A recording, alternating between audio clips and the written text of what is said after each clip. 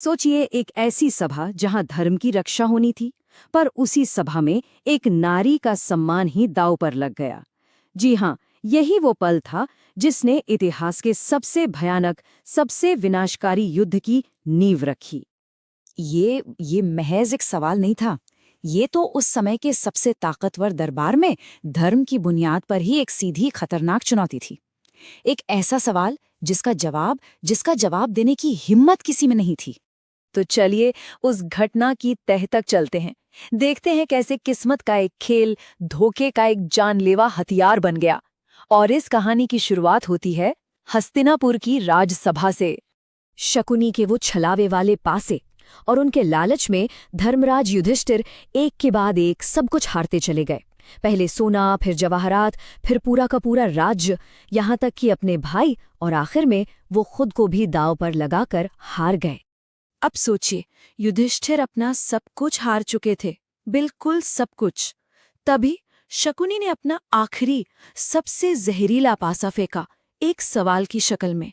एक ऐसा सवाल जिसने धर्मराज को एक ऐसे मोड़ पर लाके खड़ा कर दिया जिसकी किसी ने कभी कल्पना भी नहीं की थी।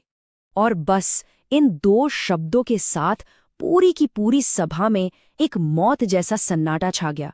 एक महारानी जुए में किसी बेजान चीज की तरह दांव पर लगा दी गई थी। दांव तो लग चुका था, लेकिन अब ये जुर्म सिर्फ एक धोखे के खेल तक सीमित नहीं रहने वाला था। अब ये खुलेआम सबके सामने एक भयानक अपमान का रूप लेने वाला था। नफरत में अंधा दुर्योधन, उसने एक ऐसा हुक्म दिया जिसे इतिहास कभी माफ नहीं कर सकता। ये सिर्फ एक हुक्म नहीं था, ये एक औरत के सम्मान पर सीधा क्रूर हमला था।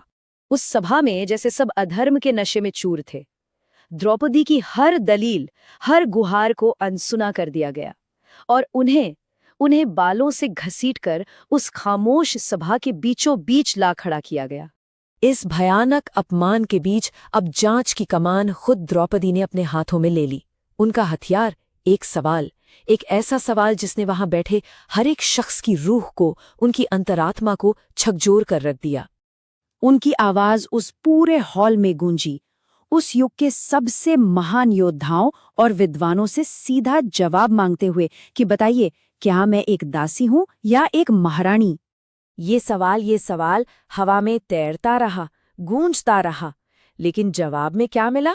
सिर्फ और सिर्फ खामोशी।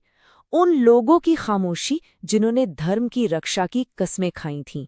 ये लोग कोई मामूली लोग नहीं थे, ये उस राज्य के स्तंभ थे, न्याय के सबसे बड़े रक्षक। पर उस दिन इन सब ने सिर्फ एक मूक दर्शक बने रहना चुना, और उनकी यही खामोशी अधर्म पर उनकी सहमति बन गई। यहाँ तक कि महामहिम भीष्म, जो नियमों और वचनों में बंधे थे, वो भी इस खुलेआम हो रहे अन्याय के सामने सिर्फ इतना कह पाए, पुत्री, धर्म बड़ा ही सूक्ष्म है, मैं इस सवाल का जवाब नहीं दे सकता। और बस नैतिकता की इसी सामूहिक हार ने कुरुवंश के भाग्य पर आखिरी मुहर लगा दी, क्योंकि जब जब न्याय खामोश हो जाता है, तब तब विनाश जन्म लेता है।